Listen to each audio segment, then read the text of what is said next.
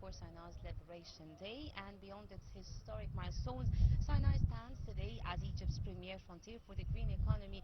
And as we commemorate the Peninsula of Liberation, the focus turns to the stewardship of its unique ecosystem and the rise of the sustainable travel. And to shed more light on this, we are much delighted by Dr. Atef, a tourism expert. Hello and welcome, and it's a pleasure having you.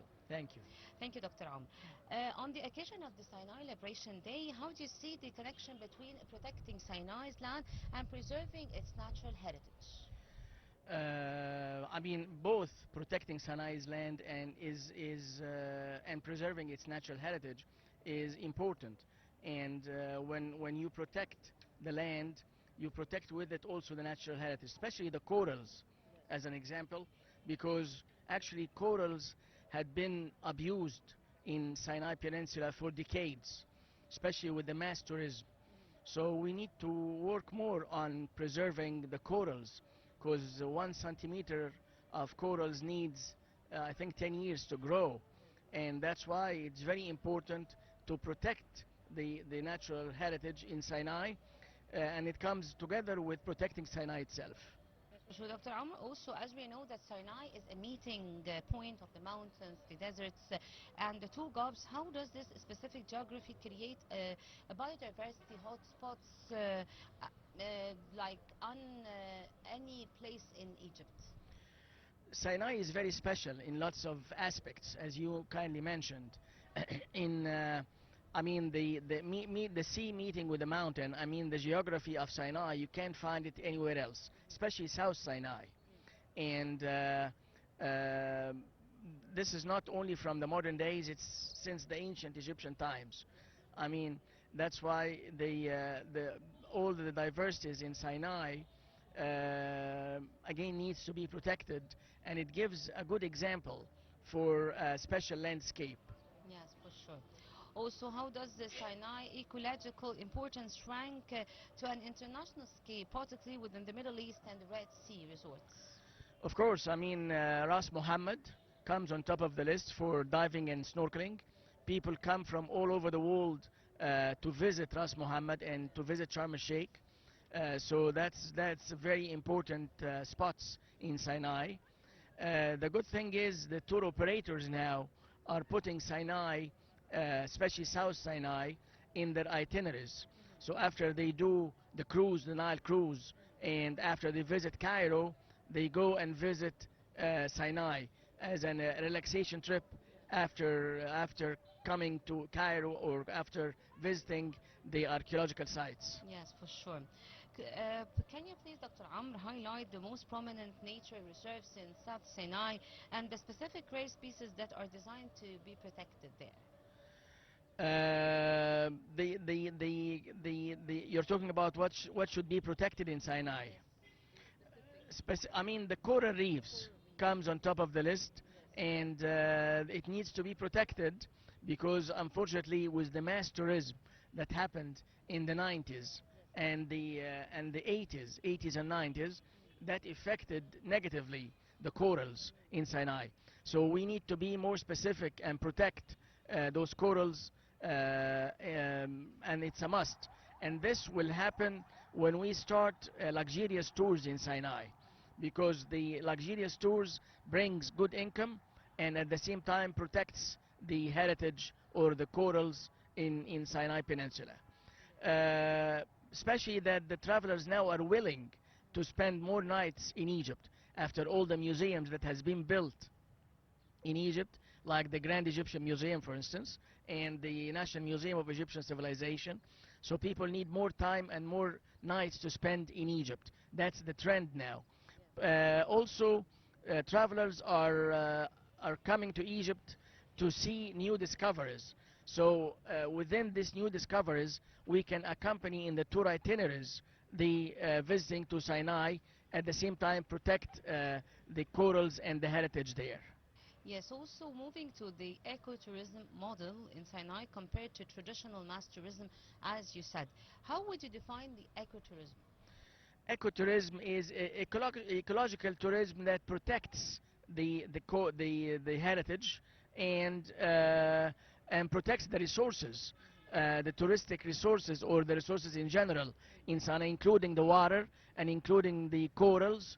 So ecotourism is very important, and we need to raise awareness of the local community in Sinai and get them more engaged to the tourism industry by finding them new jobs and hooking them more to their heritage. This way they will protect more the sites and will protect the heritage sites and the corals in Sinai Peninsula. For sure. What makes South Sinai, in your point of view, Dr. Amr, a competitive and ideal destination for the modern, environmentally conscious traveler?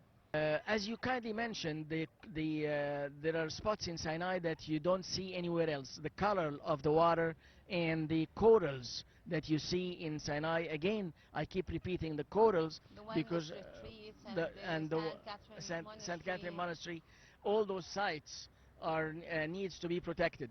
And luckily, there are lots of people now who are willing to visit Sinai and visit the Saint Catherine Monastery and enjoy the safari desert in Sinai Peninsula, which is an atmosphere that you don't see it anywhere else in the world.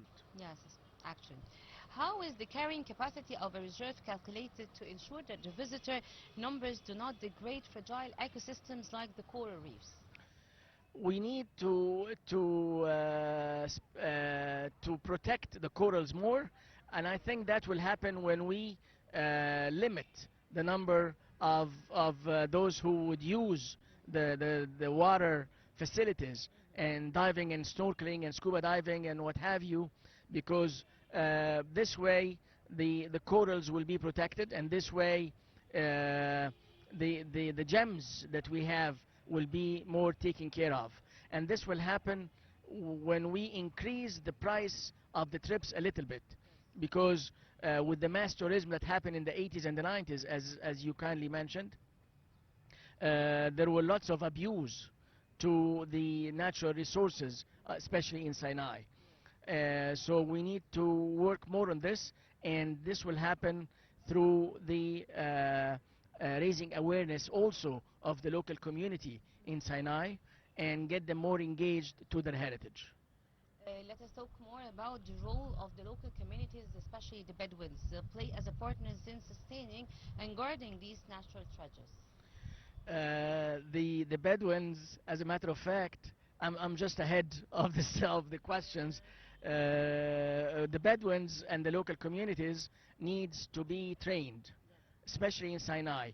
They do like the desert, and their lifestyle matches with the desert, and they consider the desert as their homeland. But this is not enough. We need to work more on raising awareness and having special training for the local community to protect the sites and to protect the monastery, for instance, as an example, the monastery of Saint Catherine, and the area, especially it's a holy land, and with the new route that the Ministry of Tourism is taking care of, the route of the pilgrimage of Jesus and Mary. They stop in 25 stops, so this is well taken care of. This new route will be good in increasing the number of the visitors, and will need more logistical stations at every spot from those 25 spots. And we can, especially that we took the agreement of or the approval of the Pope and the blessings of the Pope for this visit. So we need to work more on this, and together with, parallel tours, the visiting the Holy Land and the Holy Path of Jesus, and at the same time protecting the heritage and training the Bedouins. For sure, also actually, how does the preservation of these reserves contribute to Egypt's green economy and its international branding as a sustainable destination, in your point of view? Sustainability is in everything now. I mean, you see sustainability in most of the tours. The museum that we just opened, the Grand Egyptian Museum, is a sustained museum. So we need to work more on protecting the sites in Sinai, as you kindly mentioned, St. Catherine Monastery and the desert and the wildlife, the wilderness in Sinai. So we need to work more on this, and I think we can do it because now people like to travel to ecological spots, and Sinai is a perfect site for this type of tourism. Beyond the rising temperatures, what are the specific changes that is being observed in Sinai marine life due to the global climate shifts? I mean there is changing in the weather globally, the global warming, and this is increasing, as you mentioned kindly, the temperature in Sinai, not only in Sinai, in the whole world, and so we need to protect the sites more, and especially the ecological sites in Sinai. There are also obstacles that we are facing, which is abusing the resources of Sinai. So we need to limit the number of the visitors, and again limit the mass tourism that happened.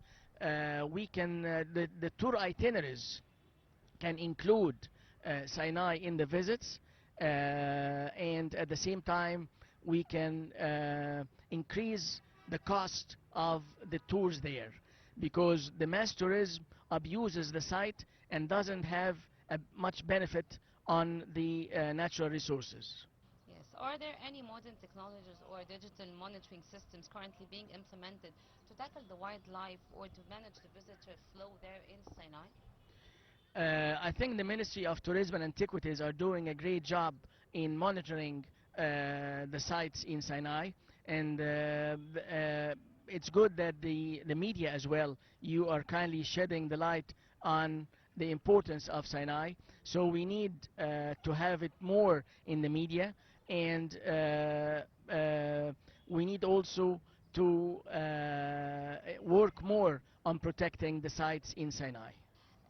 On this national occasion and on this special day, what's the most important message Egyptians and the world should understand about the value of Sinai's natural diversity? Wow. I mean, in this international day, I mean, it's a national day actually returning back Sinai to the homeland, to Egypt, and this is a big responsibility to